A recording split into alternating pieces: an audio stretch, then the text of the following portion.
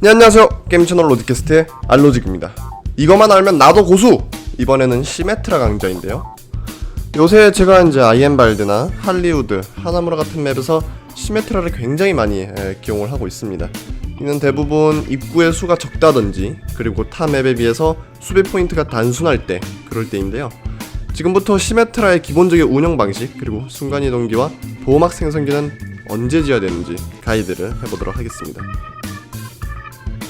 첫 번째로, 리메이크 이후에 시메트라는 아무리 이제 리메이크가 되었다 하더라도 수비에서 더 많이 기용되는 그런 지원가인데요, 리메이크 이전에 비해 기용이 많이 되는 것 뿐이지 아직까지도 공격에서도 이제 수비 때만큼 균형되게 기용이 되지는 않고 있습니다.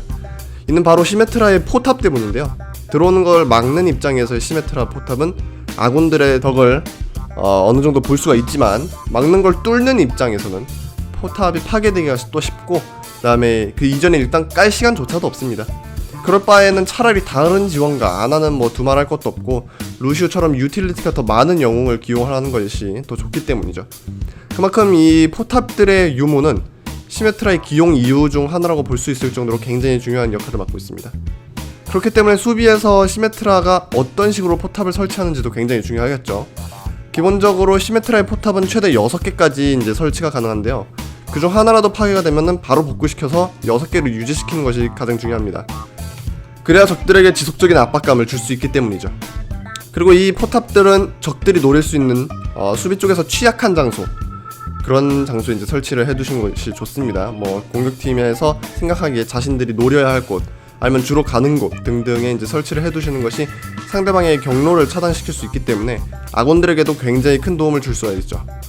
하지만 6개의 포탑을 한 장소에만 설치해두는 것은 굉장히 비효율적입니다.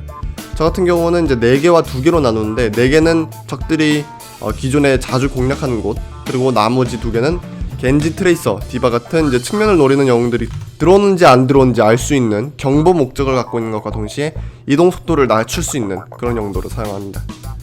자, 이제 포탑의 중요성과 어떻게 사용하는지에 대해서 배웠으니까 좌클릭 공격과 우클릭 공격에 대해서 한번 알아봅시다.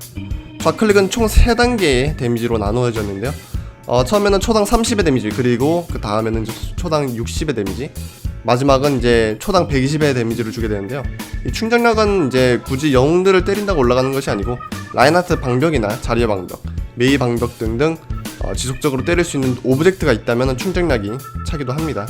이 좌클릭은 이제 특정 상대방을 빗나갈 걱정 없이 확실하게 피해를 줄 수 있어서 히트박스에 상관없이 아무리 맞추기 힘든 이 영웅이라도 이제 쉽게 피해를 줄 수가 있습니다. 뭐 트레이서나 겐지의 카운터로 시메트라가 많이 기용되는 이유도 바로 이러한 이유 때문이죠.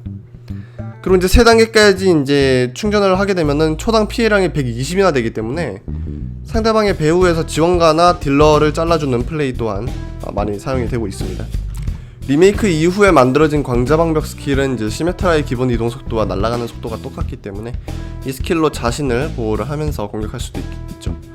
우클릭 같은 경우에는 이제 최대 충전 시 데미지 125를 줄 수 있는 구체를 발사할 수 있게 해주는데요, 이 구체는 좁은 입구에서 수비를 할 때 지속적으로 상대방의 진영을 무너뜨릴 수 있게 도와줍니다.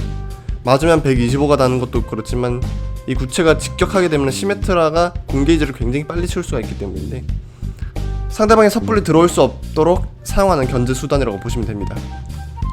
그리고 리메이크 이후에 이제 새로 추가된 광자방벽 스킬에 대해서 짤막한 팁을 드리자면은, 이 방벽은 사실상 움직이는 라인하르트의 방벽이라고 보시면 편합니다. 이 스킬을 잘만 사용한다면 이제 상대방의 기술도 하나 씹을 수 있을 정도로 좋기 때문에 맥크리의 섬광탄, 뭐 라인하르트의 대지 분쇄, 그리고 디바의 자폭, 파라의 집중포화 등등 여러 가지를 이제 카운터 칠 수 있게 됩니다. 여러모로 뭐 시메트라의 실력을 판가름하게 하는 그런 기술이죠. 아까도 말씀드렸듯이 이제 광자방벽의 이동 속도는 시메트라의 기본 이동 속도와 같기 때문에 이걸로 상대방의 공격을 막으면서 오히려 시메트라는 전진할 수 있는 발판을 만들어주기도 합니다. 또한 수비 입장에서 라인하르트가 가장 좋아하는 스킬인데요, 그 이유는 즉슨 이제 피해 흡수를 최대 1000까지 해주기 때문에 라인하르트의 방벽이 더 오래 버틸 뿐만 아니라 재충전하는 사이에 대체용으로 사용할 수도 있기 때문입니다. 자, 마지막으로 시메트라의 궁극기인 순간이동기와 보호막 생성기에 대해서 한번 알아봅시다. 이전과는 다르게 이제 보호막이 400 정도가 추가가 돼서 굉장히 안정적으로 바뀌었기 때문에 공격을 받고 있는다 하더라도 재빨리 대처만 한다면 다시 체력을 회복해서 사용을 할 수가 있게 됐습니다. 순간이동기는 대체 언제 써야 될까요?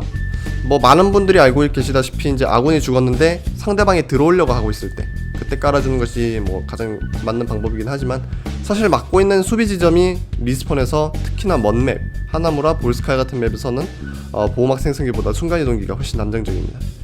궁극기가 차자마자 뭐 바로 까는 것도 좋긴 하지만, 상대방 디바나 겐지 그리고 트레이스 등등 측면을 잘 노리는 영웅들이 있다면 필요할 때 막 까는 것도 좋습니다.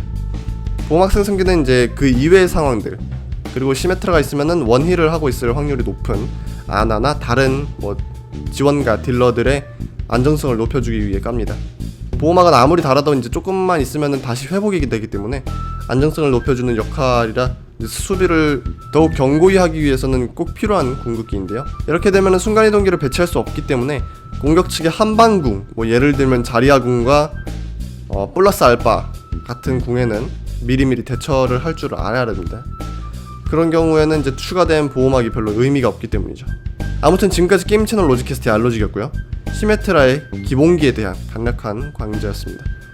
영상이 유익하시다면 좋아요 버튼 같이 누구도 한 번씩 부탁드리도록 하겠습니다. 감사합니다.